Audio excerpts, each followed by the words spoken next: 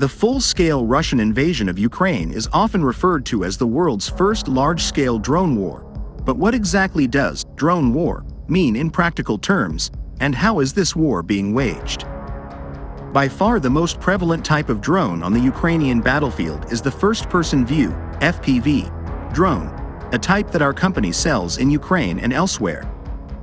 Despite their relatively low cost compared to other aerial platforms, FPV drones possess a number of capabilities that have resulted in a dramatic shift in our understanding of modern warfare.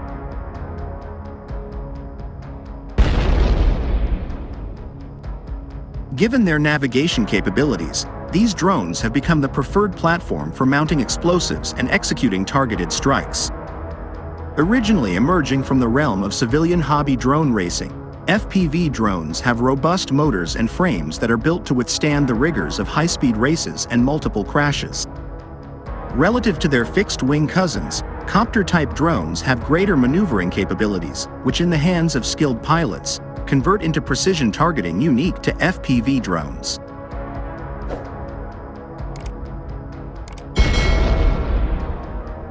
It is not uncommon for pilots to fly their drones through the window of a building or into the open hatch of an armored vehicle, unleashing an explosion on exposed personnel inside. FPV drones are also well suited for targeting specific equipment like optics, radars, and antennas mounted on the exteriors of armored vehicles. FPV pilots in Ukraine do not normally operate from frontline trenches, but instead, they typically serve in specialized teams located around 2 to 5 kilometers away from the front line.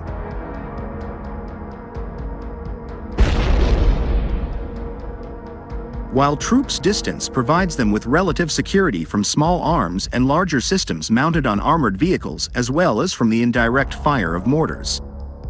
The nature of drone piloting equipment offers an additional layer of protection, since everything is controlled remotely. Only the antenna transmitting between the drone and operator needs to be exposed.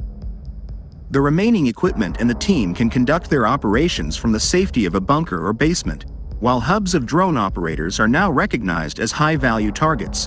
In practice, most attention is focused on blocking or destroying the drones themselves.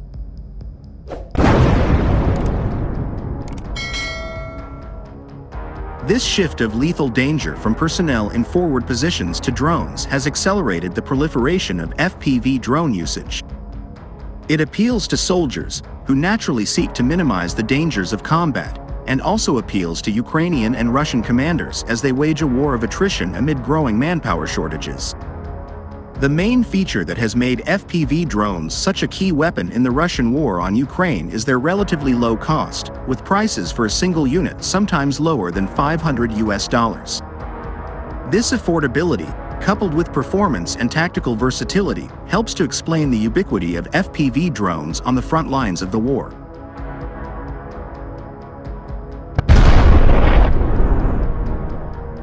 For Ukraine, which has not always had access to predictable weapons supplies from its Western partners, the affordability of FPV drones has helped its military stay in the fight. But in technological terms, FPV drones are currently in the early stages of their development. Most components are still sourced from the civilian market, while many models offer only a relatively limited range of frequencies. This is significant as jamming is considered the Achilles heel of FPV drones.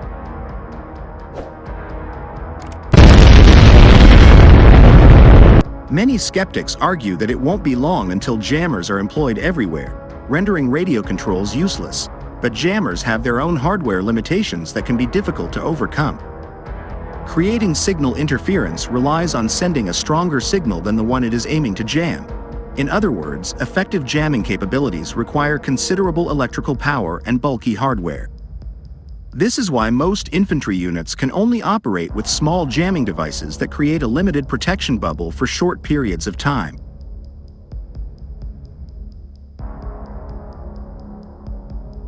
Stronger jamming systems can be employed on armored vehicles, but the prevalence of tank cope cages and the recent appearance of turtle tanks hints that physical armor is still the go-to protection against FPV drone attacks.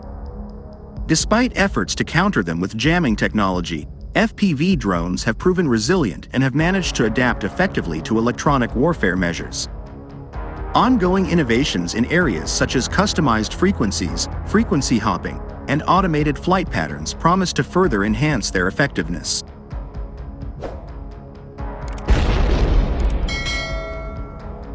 So far, Russian forces have lost more than a dozen tanks, along with 54 artillery systems and 35 armored personnel vehicles in just one day, according to Ukraine's Ministry of Defense. The Ukrainian Defense Ministry's statement, in a post on X, formerly Twitter, said that the latest losses now meant that Russia had lost more than 8,000 tanks since February 2022, along with over 15,000 APVs and 14,000 artillery systems.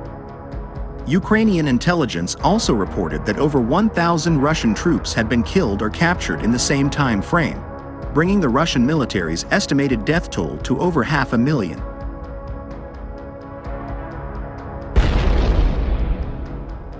Russia does not publicize its military losses, and military analysts are skeptical of reports published by both Ukraine and Russia. The statistics were accompanied by a quote from the novel Fight Club, stylized presumably as advice for the Russian forces: "Stop trying to control everything and just let go." On June 6, Russian President Vladimir Putin issued a rare statement acknowledging Russian casualties in the war, describing the losses as irretrievable, but maintaining that Ukraine was suffering significantly more, and his claim was disputed by both US and Ukrainian intelligence.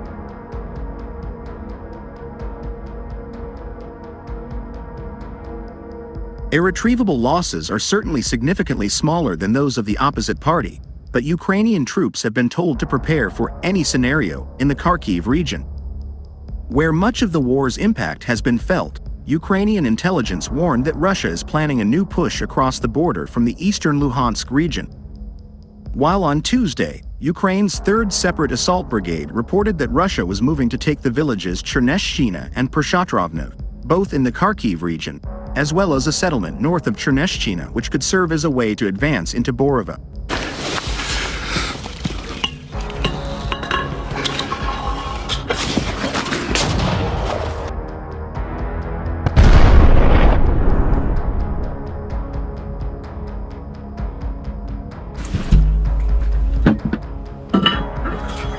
Постріл.